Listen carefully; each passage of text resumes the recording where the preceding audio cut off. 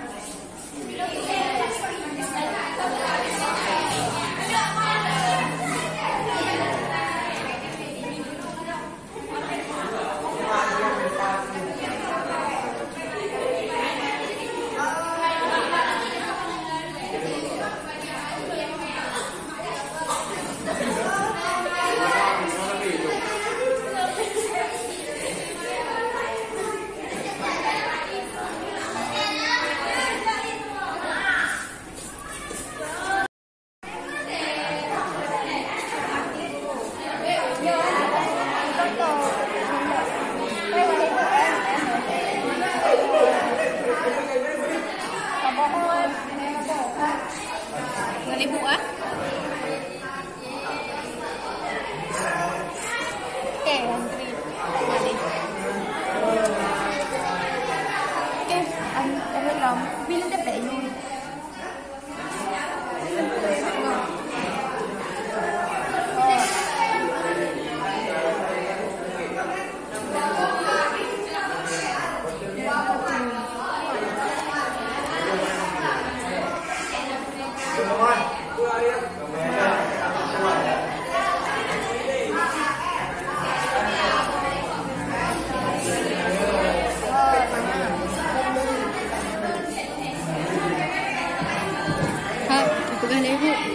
pilihan perlembaran hormat. Apa yang kafe ya?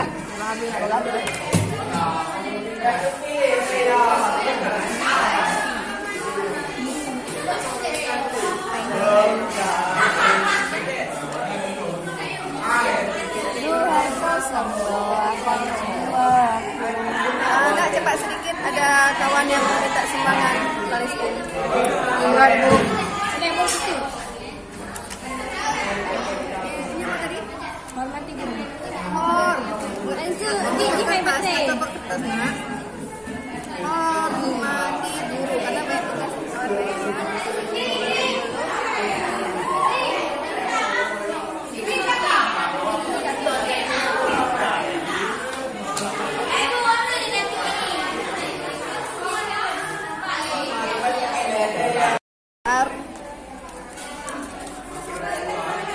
Saya mau ping tadi. Ayo. Kaki berapa? Hah? Dan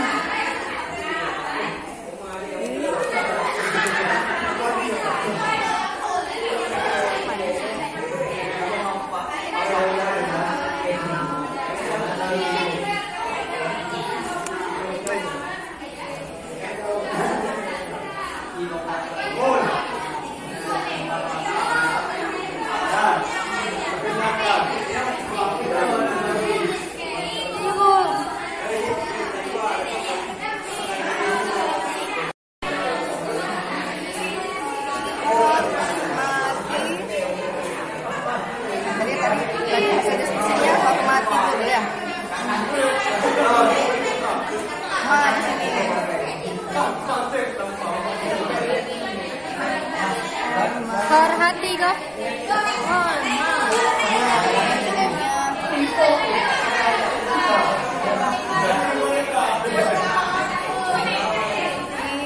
sini G sama U. Di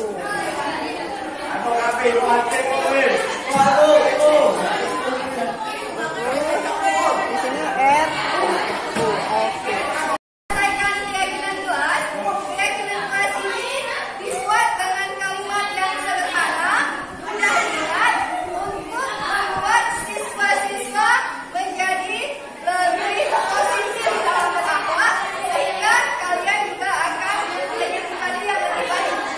Berdoa sebelum dan setelah belajar, kemudian disiplin akan waktu, kemudian tanggung jawab terhadap tugas, kemudian menghormati guru siapapun yang masuk kelas, kemudian menghargai teman, tidak melihat perbedaan, dan kemudian menjaga kebersihan. Semoga dengan keyakinan ini membuat kelas bisa semakin aman dan nyaman. Hormati guru, hargai teman, dan jaga kebersihan. Ini adalah hal-hal yang perlu kalian yakini di kelas. Artinya apa? Kalian harus menyelesaikan ini, dan ini murni dari dalam hati kalian. Kenapa? Kalau guru bilang harus menghormati guru, itu kata-kata harus berarti mengekang. Artinya memaksa. Kalau keyakinan kelas, dia kalimatnya yang sederhana, tidak panjang-panjang, dan itu bisa kalian ingat dengan mudah dan bisa kalian terapkan di lingkungan kelas kalian sehingga suasana belajar jadi nyaman dan kita pun dengan semangat selalu untuk belajar dan nilai-nilai kalian, adab kalian juga akan menjadi lebih baik ya. Terima kasih sudah menyelesaikan keyakinan kelas.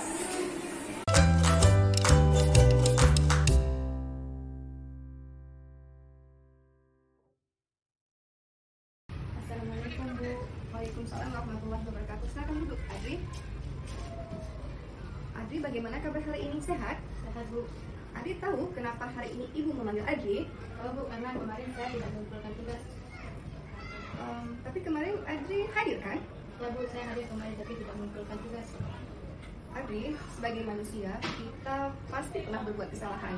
Begitu pula dengan Ibu. Hal ini sangat manusiawi.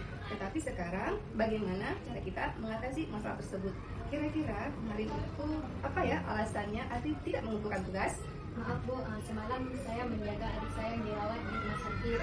Jadi saya kurang tidur sehingga nanti di kelas. Oh, jadi adiknya di opname. Ya Bu. Semoga ada sembuh ya. Ya Bu. Adri masih ingat dengan keyakinan kelas kita? Masih Bu. Kira-kira keyakinan kelas mana yang belum Adri penuhi? Bertanggung jawab Bu. Lalu sekarang menurut Adri solusi untuk masalah Adri ini apa ya? Yang pertama Bu, saya akan minta maaf kepada Ibu. Dan yang kedua saya akan mengumpulkan tugas yang dikasih oleh Ibu. Kapan Adri akan melakukan itu? Nanti selesai pulang sekolah saya akan langsung mengerjakan tugas tersebut dan mengumpulkan tugas tersebut di keesokan harinya. Terima kasih karena Adri sudah mau berusaha untuk mengerjakan tugas tersebut. Semoga Adri akan sembuh ya nak ya. Terima kasih. Silakan kembali ke kelas nak.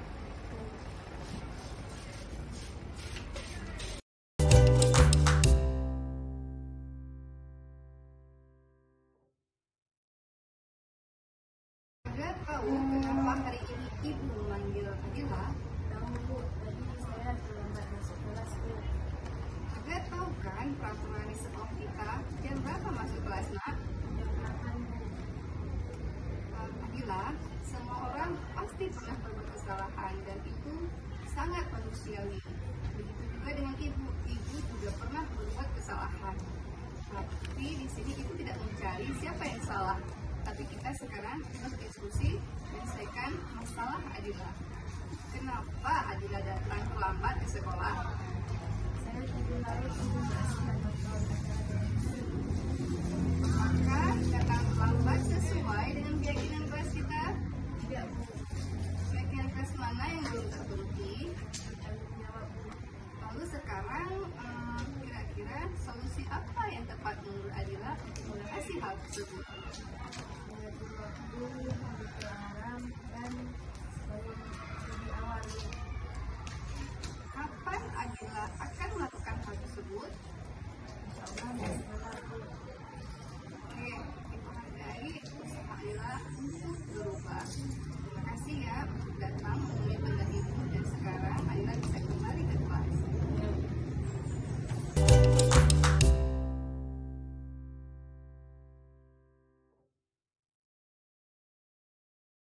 Kegiatan yang akan saya lakukan berikutnya adalah melakukan ice breaking, di mana petunjuknya adalah saya akan mengucapkan satu kata dan kemudian saya akan menembak teman saya sambil berkata dor, dan teman saya harus menyambung kata-kata yang saya ucapkan ya. Disiplin. Dor, bisa? Tempat waktu, dan lebih maju, dan tujuh tanggung jawab, dan ini jadul dong. Nah, nama ngiran itu siapa? Peraturan itu Pak Ida. Ya. Ya, itu tadi ice breaking untuk menyegarkan suasana dan melatih fokus kita ya. Kita lanjut ke konsep inti budaya positif. Ada punya saya bahas di sini adalah pemahaman paradigma belajar, disiplin positif, nilai kebajikan, kebutuhan dasar manusia, motivasi perilaku manusia, kemudian posisi kontrol guru, keyakinan kelas, dan segitiga restitusi. Pembelajaran dengan paradigma baru. Di sini diharapkan kita semua akan melakukan pembelajaran berdiferensiasi. Apa itu pembelajaran berdiferensiasi? Pembelajaran ini adalah strategi pembelajaran yang mengakomodir kebutuhan yang berbeda pada setiap siswa. Jadi, siswa kita ini adalah pribadi-pribadi yang unik. Mereka memiliki bakat yang berbeda-beda setiap individunya, baik dari gaya belajarnya, minatnya, serta status sosialnya. Bahkan anak kembar sekalipun mereka akan memiliki perbedaan. Nah, siswa kita terkadang memiliki gaya belajar yang auditori, yaitu suka mendengar. Terkadang mereka punya gaya belajar kinestetik, suka bergerak, ataupun mereka punya gaya belajar visual, suka melihat. Kemudian miskonsepsi tentang teori kontrol, di mana di sini ilusi bahwa guru mengontrol murid. Pada hakikatnya kita tidak bisa mengontrol siapapun. Yang bisa kita kontrol adalah diri kita sendiri. Hanya saja di sini ketika guru mengontrol murid, maka pada saat itu murid mengizinkan dirinya untuk dikontrol oleh guru. Kemudian ilusi bahwa semua penguatan positif, efektif, dan bermanfaat ini contohnya seperti menunjukkan dengan menunjuk kita bisa membuat orang dalam kendali kita. Dan kemudian ilusi bahwa kritik dan membuat rasa bersalah mampu menguatkan karakter ini adalah kalau kita lakukan ini terus-menerus, maka ini akan membentuk identitas gagal pada siswa karena kita selalu mengkritik dan membuat rasa bersalah kepada siswa kita. Ilusi bahwa orang dewasa berhak memaksa, kalau ini kita lakukan dalam jangka panjang, maka ini juga akan mengakibatkan murid-murid merasa dendam dan mengakibatkan permusuhan. Next,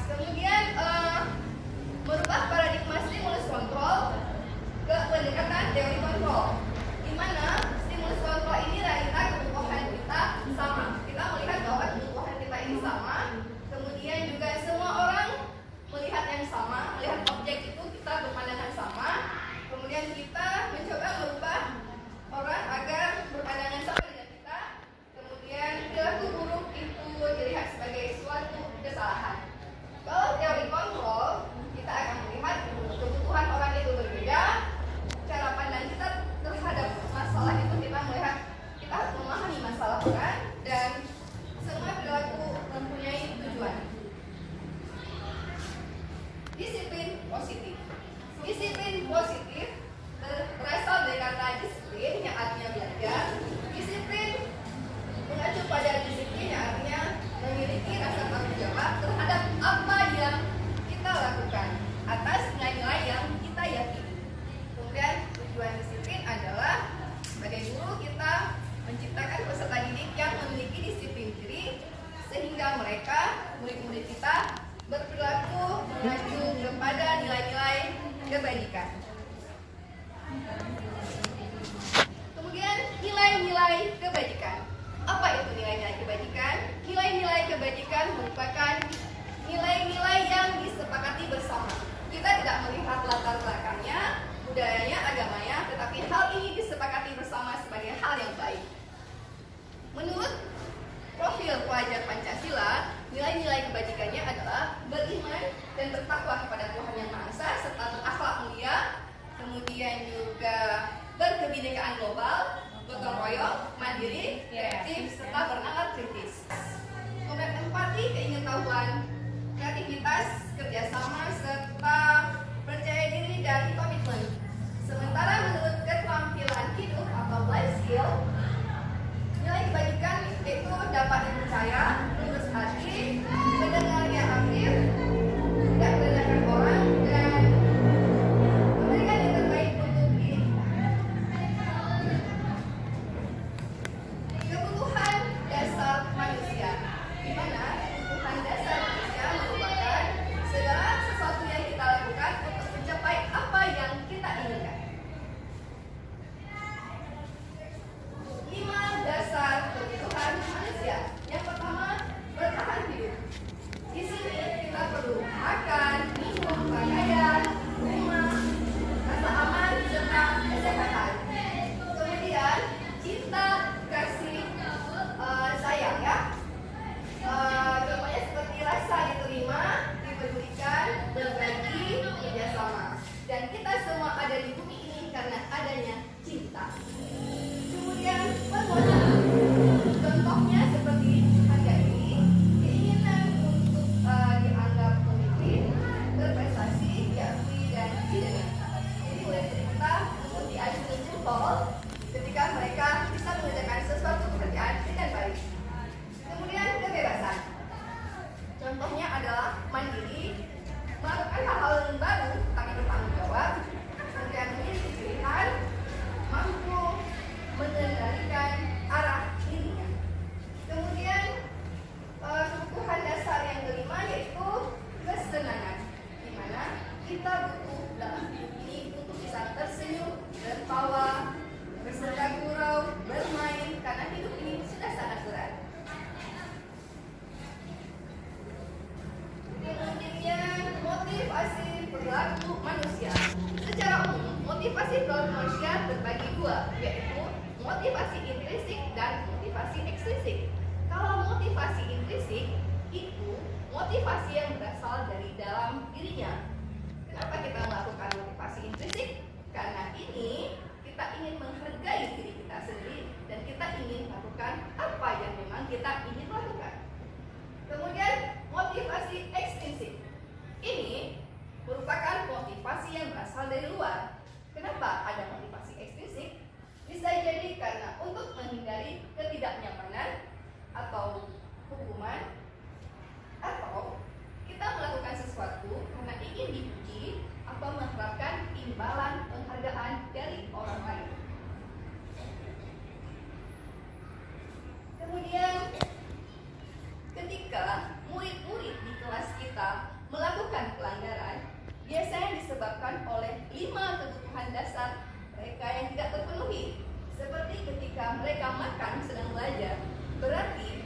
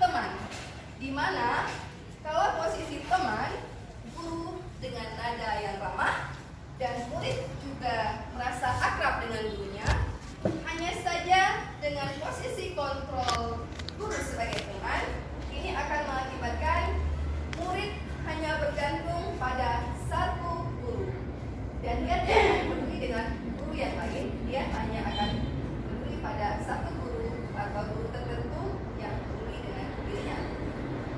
Kemudian tipe pemantau. Nah, tipe pemantau ini, guru ini akan berkata dengan nada yang datar dan selalu mengaitkan kesalahan murid dengan aturan dan konsekuensi.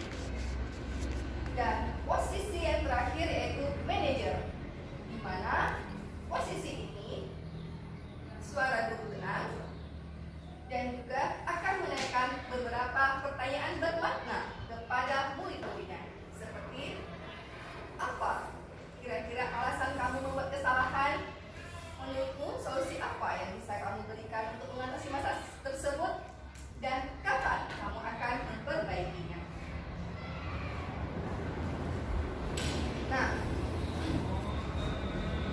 contoh penerapan 5 posisi kontrol guru. Kasus, siswa tidak mengumpulkan tugas sekolah, di mana di sini tipe penghukum, ya. Maka guru akan berkata, berdiri di depan kelas selama belajar ibu, ya. Nah, itu tipe penghukum dengan nada tinggi, ya. Kemudian pembuat rasa bersalah. Berapa kali ibu bilang, kamu selalu mengecewakan ibu. Nah, ini adalah pembuat rasa bersalah. Kemudian untuk teman, di mana guru dengan nada yang lemah, ayo dong buat tugasnya, oh udah dibuat, ayo dong, kali ini tidak apa-apa, tetapi lain kali tolong dibuat, ya. Sementara untuk pemantau, kamu sudah melanggar peraturan, kamu tahu kan konsekuensi yang harus kamu terima. Nah, itu tipe pemantau. Dan kemudian tipe yang terakhir yaitu manajer. Apakah kamu tahu kesalahan kamu? Kira-kira bagaimana solusi untuk menyelesaikan masalah kamu tersebut? Itu tipe manajer. Nah, sekarang saya akan memberikan kuis kepada Bapak Ibu, ya. Posisi kontrol apakah aku? Saya kecewa sekali dengan kamu, ya. Terima kasih Bu Musta. Apa jawabannya kira-kira? Sebagai pemantau rasa bersalah. Pembuat rasa bersalah. Ya, sebagai pembuat rasa bersalah, karena ada kata-kata saya kecewa sekali dengan kamu, ya. Kemudian ada statement berikutnya, kamu, ya, tidak pernah benar melakukannya. Kira-kira ini posisi kontrol seperti apa? Ya, Ibu Jud? Penghukum. Ya, penghukum, ya. Tampak dari gambarnya juga seperti orang marah-marah, ya. Kamu tidak pernah benar melakukannya. Itu tipe penghukum. Kemudian, apa rencanamu untuk menyelesaikan masalah ini? Kira-kira tipe apa? Ya, manajer. Ya, benar sekali Pak Jo, tipe manajer. Dan kemudian, ayo lakukan dengan diri ibu, ya. Nah, ini tipe ya. Kemudian, oh ada satu lagi, posisi kontrol apakah aku? Nah, ini posisi Pemantau. ya, pemantau, karena dia mengatakan nilai, ya. Nah, kemudian keyakinan kelas,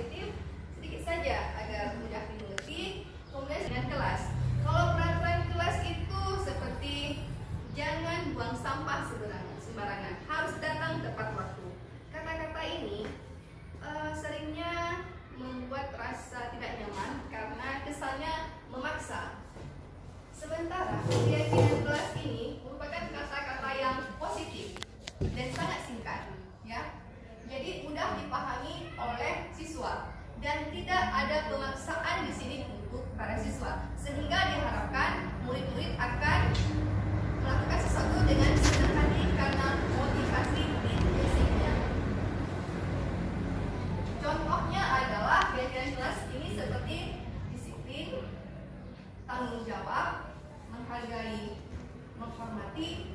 Seperti itu ya, sangat simpel dan sederhana.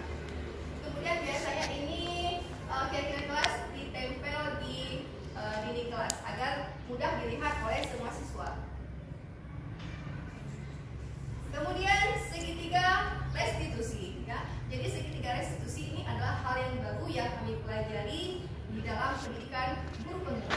Nah, segitiga restitusi ini adalah proses dialog yang dijalankan oleh guru agar dapat menghasilkan murid yang mandiri dan bertanggung jawab. Nah, di mana pada proses segitiga restitusi ini adalah ketika murid melakukan pelanggaran, maka ada tahapan menstabilkan identitas, validasi tindakan yang salah, dan kemudian ada tahapan menanyakan keyakinan. Nah, pada tahap menstabilkan identitas, biasanya di sini yang dilakukan oleh guru adalah kita berusaha menstabilkan emosi murid yang melakukan kesalahan. Nah, dan kita biasanya juga akan membuat statement pernyataan perkataan yang kira-kira tidak menyudutkan dan tidak menghakimi siswa. Seperti contohnya, berbuat salah itu wajar. Ibu juga dulu pernah melakukan kesalahan. Manusia tidak ada yang sempurna, ya. Kemudian validasi tindakan yang salah. Jadi, murid-murid melakukan kesalahan biasanya itu berupaya memenuhi kebutuhan tertentu. Biasanya mereka melakukan ini karena 5 kebutuhan dasar tadi tidak terpenuhi. Nah, perkataan yang bisa ditanyakan oleh guru, contohnya seperti ini. Kamu pasti punya alasan untuk melakukan hal itu. Padahal kamu bisa juga lebih buruk dari ini ya. Kamu patut bangga karena telah melindungi sesuatu yang penting menurut kamu. Kamu melakukannya karena mempertahankan sesuatu yang penting bagi diri. Jadi di sini kita menguatkan siswa yang salah ya. Kita tidak menyudutkan, tidak menghakimi siswa yang salah. Kemudian menanyakan keyakinan. Di sini kita akan menanyakan keyakinan berdasarkan prinsip-prinsip dari contoh bahwa pada dasarnya kita termotivasi secara intrinsik ya. Kita melakukan sesuatu itu karena motivasi dari dalam diri kita. Pada saat menanyakan keyakinan, apakah ada keyakinan kelas kita yang telah kita langgar seperti itu ya. Kemudian ini adalah contoh penerapan segitiga restitusi yang saya lakukan.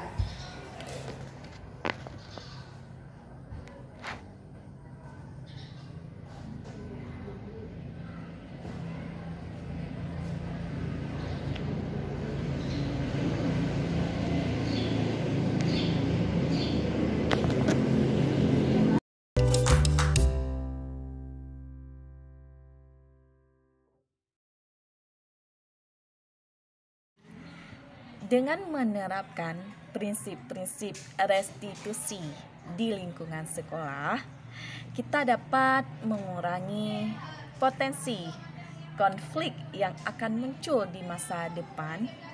Ini membantu dalam menciptakan lingkungan yang lebih harmonis. Prinsip restitusi menciptakan norma dan etika positif dalam interaksi antar individu. Ini dapat mempromosikan sikap yang lebih peduli, bijaksana, dan bertanggung jawab di lingkungan sekolah. Proses restitusi sering melibatkan keterampilan komunikasi yang sehat. Siswa dan individu yang terlibat dalam restitusi belajar untuk berbicara, mendengarkan yang lebih efektif. Restitusi melibatkan pemecahan masalah yang konstruktif. Ini dapat membantu siswa mengembangkan keterampilan pemecahan masalah yang berguna sepanjang kehidupan mereka. Restitusi memerlukan pemahaman terhadap perasaan, perspektif orang lain. Hal ini mempromosikan empati dan pengertian antar individu. Melalui proses restitusi, hubungan yang lebih positif dapat dibangun antara individu yang mungkin terlibat dalam konflik atau masalah di sekolah. Terima kasih Ibu Rahmi. Assalamualaikum warahmatullahi wabarakatuh.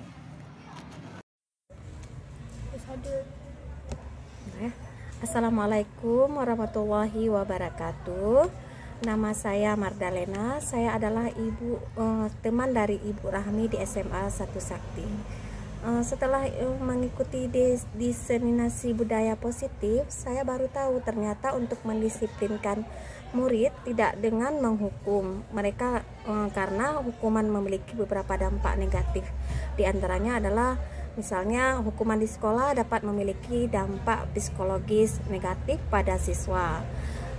Mereka mungkin merasa terhina, malu, atau marah akibat hukuman yang bisa berdampak pada kesejahteraan mental mereka. Terus kita lihat ini pengurangan motivasi belajar. Hukuman yang tidak sesuai atau tidak adil dapat mengurangi motivasi belajar siswa. Mereka mungkin kehilangan minat dalam pendidikan dan merasa tidak termotivasi untuk belajar. Siswa yang sering dihukum di sekolah itu dapat mengalami stigmatisme sosial. Mereka mungkin diidentifikasi sebagai buruk atau bermasalah oleh teman sekelas, guru atau staf sekolah yang dapat mengisolasi mereka secara sosial. Terus ini hukuman yang sering kali kurang efektif daripada metode pendekatan positif dalam membentuk perilaku siswa. Mereka mungkin hanya menghindari hukuman daripada memahami mengapa suatu perilaku dianggap tidak pantas. Hukuman yang berlebihan atau tidak tepat dapat berpotensi disalahgunakan oleh guru atau staf sekolah. Hal ini dapat mengarah pada situasi penyalahgunaan kekuasaan. Hukuman di sekolah dapat diterapkan secara tidak adil dan tidak setara tergantung pada ras, jenis kelamin, latar belakang ekonomi, atau faktor-faktor lainnya. Hal ini dapat memperkuat ketidaksetaraan dan diskriminasi. Terus hukuman biasanya tidak mengajarkan keterampilan sosial dan diperlukan untuk mengatasi konflik atau pengelola emosi yang sehat. Ini dapat merugikan perkembangan sosial siswa. Terus hukuman seringkali hanya mengatasi masalah permukaan tanpa mencari masalah perilaku. Akibatnya siswa mungkin tidak mendapat dukungan yang mereka membutuhkan untuk mengatasi permasalahan yang mendasari perilaku mereka. Ini siswa yang merasa dikenai hukuman yang tidak adil mungkin merasa ketidakpuasan dan hilangnya kepercayaan terhadap sistem sekolah. Dan hukuman yang sering dan tidak efektif dapat mengganggu iklim sekolah yang positif dan menghalangi usaha untuk menciptakan lingkungan belajar yang aman dan mendukung. Saya merasa bersalah karena kan seringkali menghukum murid. Sayalah mendapatkan pencerahan, maka saya akan bertekad untuk tidak lagi menghukum mereka, tetapi menggunakan restitusi. Begitu. Terima kasih Bu Rahmi atas segalanya. Assalamualaikum warahmatullahi wabarakatuh. Budaya positif menciptakan lingkungan sekolah yang aman, di mana siswa dan staf merasa nyaman dan terlindungi. Hal ini menciptakan suasana yang mendukung perkembangan pribadi dan akademik. Budaya positif mendorong kerjasama di antara siswa, guru, dan staf sekolah. Hal ini menghasilkan kolaborasi yang kuat dan meningkatkan kreativitas dan inovasi. Di samping itu, sekolah dengan budaya positif seringkali mempromosikan dukungan sosial di antara siswa. Ini membantu dalam mengatasi kesulitan sosial seperti perundungan dan membantu membangun keterampilan sosial yang sehat. Budaya sekolah yang positif cenderung meningkatkan kinerja akademik siswa. Siswa merasa termotivasi, didukung, dan terlibat dalam pembelajaran yang mendapat positif pada hasil akademik. Budaya positif berfokus pada kesejahteraan emosional siswa. Ini membantu dalam mengurangi tingkat stres dan meningkatkan kesehatan mentalnya siswa. Di samping itu, sekolah dengan budaya positif seringkali menekankan pembangunan karakter yang baik seperti integritas, empati, kejujuran. Ini membantu siswa menjadi individu yang lebih baik. Budaya positif dapat meningkatkan motivasi siswa. Siswa merasa termotivasi untuk mencapai tujuan mereka, baik dalam hal akademik maupun dalam hal mengembangkan pribadi. Sekolah dengan budaya positif menerima beragaman dan mendorong inklusi. Ini menciptakan lingkungan yang menyambut semua siswa tanpa memandang latar belakang, kepercayaan, atau identitasnya mereka. Budaya positif seringkali berkaitan dengan kepemimpinan yang efektif di sekolah. Kepala sekolah dan staf administrasi yang baik dapat memainkan peran penting dalam menciptakan budaya yang positif. Persiapan untuk masa depan, budaya positif membantu siswa mengembangkan keterampilan dan sikap yang diperlukan untuk sukses dalam kehidupan setelah mereka lulus sekolah. Mereka belajar beradaptasi, berpikir kritis, dan menjadi pemimpin yang bertanggung jawab. Terima kasih kepada Ibu Rahmi yang sering ya berbagi informasi. Assalamualaikum warahmatullahi wabarakatuh.